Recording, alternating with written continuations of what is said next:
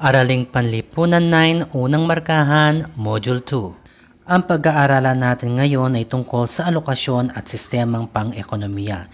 Ito ang naglalarawan kung paano tinutugunan ng tao ang kanyang suliranin sa kakapusan. Ang mga suliranin sa pangangailangan at kagustuhan ng tao sa paglipas ng panahon ay nagbabago. Ang mga salik na nakakaapekto sa kanyang desisyon ay nagbabago rin. Isang katotohanan na dapat natin tanggapin na walang hanggan ang kagustuhan at pangangailangan ng tao sa harap ng kakapusan ng mga pinangkukunang yaman. Isa ito sa mga pangunahing dahilan kung bakit pinapag-aralan natin ngayon ang economics.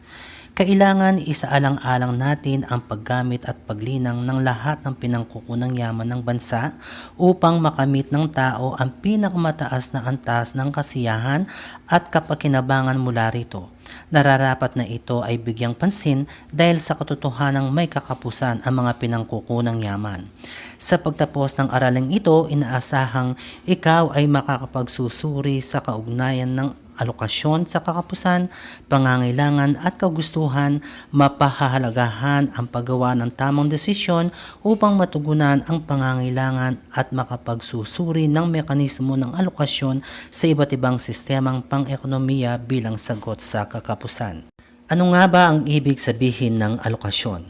Ito ay tumutukoy sa mekanismo ng pamamahagi ng pinangkukunang yaman, produkto at serbisyo. Ang alokasyon ay isang paraan upang maayos na maipamahagi at magamit ang lahat ng pinangkukunang yaman ng bansa. Ito rin ang paraan upang ang lipunan ay makaagapay sa suliraning dulot ng kakapusan.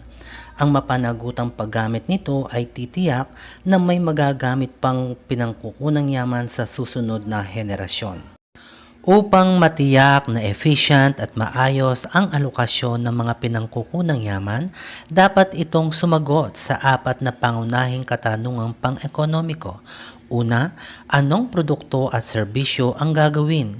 Hindi makakagawa ang lipunan ng produktong kailangan ng tao ayon sa dami at uri na gusto ng lahat. Bahagi ito ng suliranin ng kakapusan. Ang desisyon kung anong produkto at serbisyo ang gagawin ay nakasalalay sa pangangailangan ng tao. Pangalawa, paano gagawin ang naturang produkto at serbisyo? Kung paano isasakatuparan ang pagbuo ng produkto at serbisyo ay nakasalalay kung anong input ang gagamitin. Marami ring mga paraan na maaaring gamitin kung papaano isasakatuparan ang produksyon. Maaaring gumamit ng teknolohiya o tradisyonal na paraan sa paggawa upang mabuo ang output. Ikatlo, para kanino gagawin ang produkto at serbisyo? Ang makikinabang sa pagbuo ng produkto o serbisyo ang nagsisilbing motibasyon sa pagpapatuloy ng produksyon.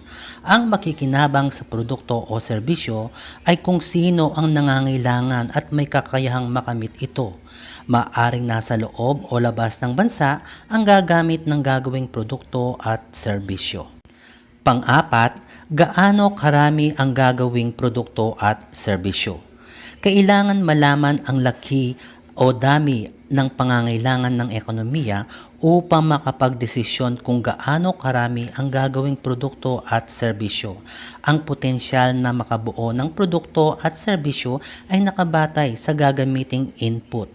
Sistemang pang-ekonomiya. Ang unang anyo ng sistemang pang-ekonomiya ay ang tradisyonal na ekonomiya. Ang kasagutan sa pangunahing katanungang pang-ekonomiko ay nakabatay sa tradisyon, kultura at paniniwala. Ang pangangailangan ng tao ay umiikot lamang sa pangunahing pangangailangan tulad ng damit, pagkain at tirahan. Ang paraan ng produksyon ay batay sa sinaunang pamamaraan na itinuro ng matatanda sa pangkat. Ang anumang produkto na kanilang malilikha ay pamamahagi ayon sa kanilang pangangailangan at kung sino ang dapat gumamit nito.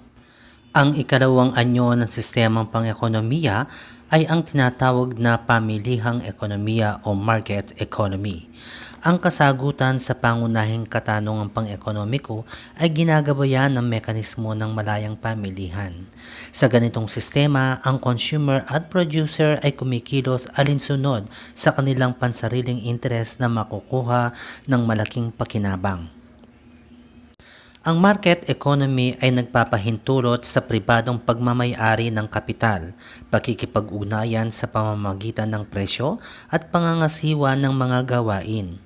Ang presyo ang pangunahing nagtatakda kung gaano karami ang bibilhin ng mga mamimili at kung gaano karami ang malilikhang produkto at serbisyo ng mga producer.